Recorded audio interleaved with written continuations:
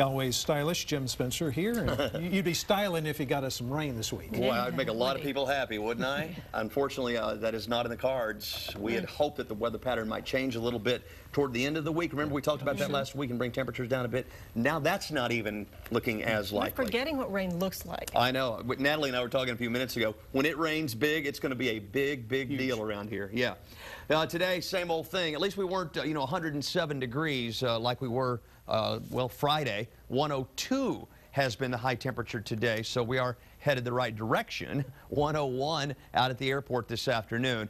There is a live look at what's going on out in the Bull Creek / Lake Austin area. That's right, where Bull Creek flows into Lake Austin, and boy, that is really the place to be on a day like today. The cool waters of Lake Austin, a constant level lake. You just can't beat it here in the middle of summer. Well, let's talk about where we stand now. We have moved today into the number 3 position in terms of the all-time most 100-degree days in the summer. Tomorrow we will move into the number 2 position, at least a tie for it, tying that incredible summer just 2 years ago. On Wednesday we will tie for number 1, or Tuesday rather. And then on Wednesday, we will have 70 days. We will set a new record for most 100-degree days in the summer. And I wish I could tell you that the record will stop there, but we don't think so. We think we'll see 100-degree weather through the end of the week. The new 8 to 14-day outlook is not promising. It takes us into the first week of September and says hotter than normal. And our average high right now is 97. So, we may be talking 75 days. Heaven forbid, 80 days of 100-degree heat this summer, just unlike anything we've ever seen.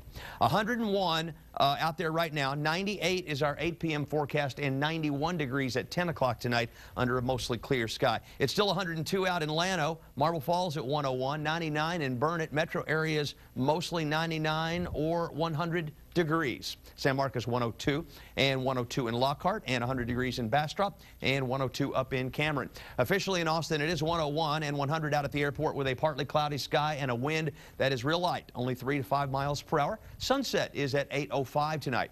The whole state is baking again today. 101 in Dallas, 103 in Waco. Houston has now today hit 32 days this summer 100 degrees or hotter. That ties their all-time record. And if my count is right, I think this is day 21 in a row for Houston to have hit 100 degrees. Their old record was 14 days. This is unlike anything they've ever seen. They had a heat index last hour in Houston of 111. At least it's down to 106 right now.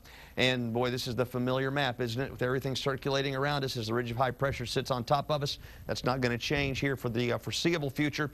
Toward the end of the week, that high is going to scooch a little bit back to the west like we had thought, just not as far, and it'll still be so much of an influence on our weather that we're probably still at 100, 101 on our cool days. Tropical Depression Harvey. Remember Harvey came into Central America? Just peeked out here into the southern Bay of Campeche, but it's going to head west there across Mexico. Now, we have a tropical storm, Irene, over St. Croix right now that is going to become Hurricane Irene, we believe, by tomorrow. As it moves over the Dominican Republic, that will weaken it, but then likely will become a hurricane again over the Bahamas, and as it approaches maybe South Florida.